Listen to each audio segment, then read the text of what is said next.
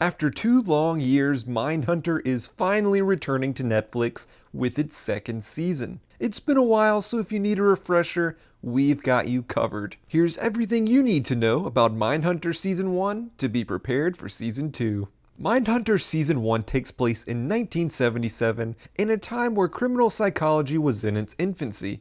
FBI Special Agent Holden Ford becomes captivated with the human mind and is curious about how the criminal mind ticks. He teams up with fellow agent Bill Tench and psychology professor Wendy Carr to originate the FBI's Behavioral Science Unit. Throughout Season 1, the team conducts interviews with imprisoned murderers, even coining the serial killer term, in the hopes that their findings on criminal thinking will lead to breakthroughs in future cases. Real-life serial killers that give fictionalized interviews in Season 1 include Richard Speck, Jerry Brudos, Montie Rissell, and, most notably, Ed Kemper. Kemper is the most pivotal and influential killer that the team, and in particular Holden, interview for their study. The curious and obsessive interplay between Holden and Kemper is a pivotal cornerstone for the series, and Kemper's musings are the most influential in solving active cases. Using key indicators like a rough upbringing and an overwillingness to talk to the police, Holden and Tench are able to solve crimes,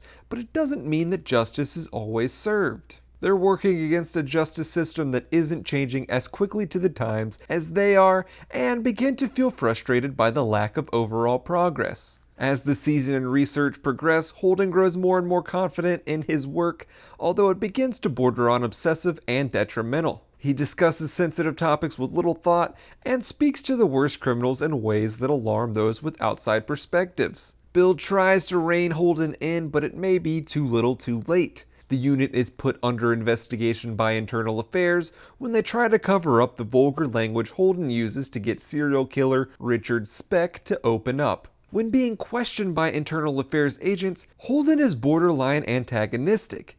The research and its findings, no matter how well-meaning the intentions, were beginning to get to Holden's head.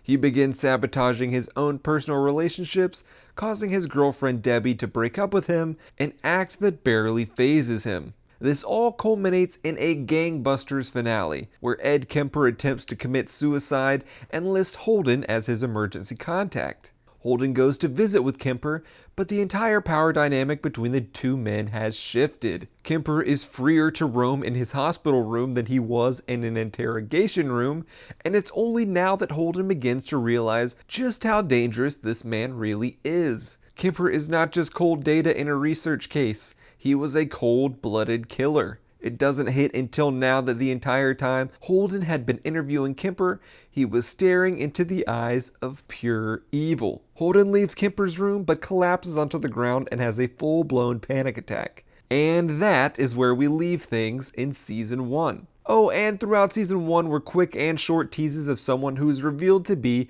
the BTK killer. Season 2 is said to focus mainly on the Atlanta murders from 1979 to 1981, and the BTK killer wasn't caught until 2005, so there's no telling how much these teases might factor into the Season 2 plot. But what did you think of Season 1? What were your favorite moments? What are you looking forward to seeing in Season 2? Let me know in the comments below, like this video, subscribe for more, and I'll see you in the next one.